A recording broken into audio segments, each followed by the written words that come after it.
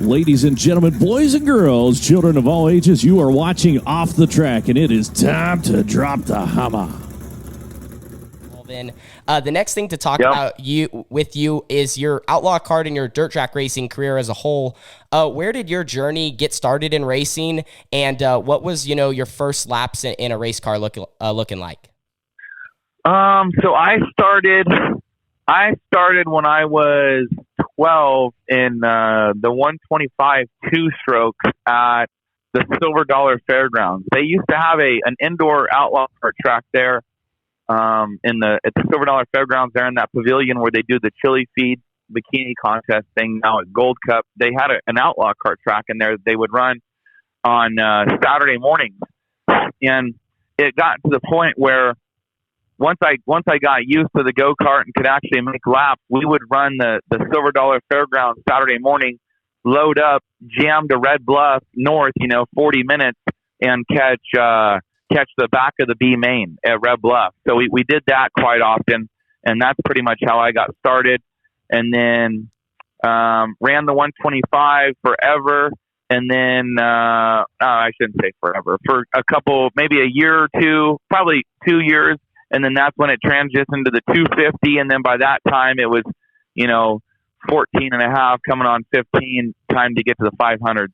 So, started racing at transitioned into cycling and Red Bluff there. Go ahead, Ben. I was going to say, that's super cool and unique. You mentioned that because I think when we interviewed Rico, there was a sequence of races you could hit throughout the weekend, outlaw kart wise. So that's cool. Just another track that I really didn't even know about. Chico had an outlaw kart track, so that's cool mention there. Yeah, that is super neat. Yeah. What was some of the kids you grew up racing with? Like, what was the class of kids when you got started? Because I know at the time, there was a couple people that now have turned into some pretty good race car drivers that you used to run with at a young age. Yep. Adding on to those outlaw kart tracks, even up there by you, Tanner, we would do occasionally we would do Medford on Fridays, which was cool too, because then you could just cruise down to Red Bluff or Cycleland for Saturday. So that was wow. Yeah, it'd be cool if they could get that place going again. That was always a fun track. So the class. So when I started and was coming through. Some of the guys that are racing now that I ran with were Brian Southers for sure. He was one guy that we would race. Keith Bloom every weekend. Those guys at Cycleland for the 2 or 3, probably 3 years that I raced there. Every weekend we pitted actually next to Tyler Reddick. Okay, that's cool. So he was a good one. Yeah, he had the SKE cars, and he was kind of one of the first guys.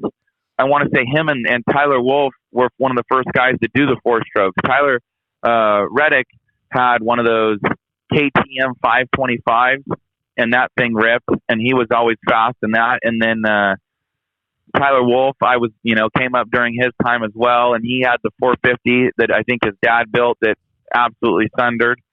And then, you got Mason Moore. He was in the Legends race. And then, of course, Kyle Larson, he came through the same time that we were all starting in outlaw karts as well. That's absolutely cool. And we've seen some old pictures of all you guys hanging out at the track, and those are definitely neat to check out as well. Yeah. And then there was Alyssa Geving. I think she ran sprint cars for a while. She was during our time.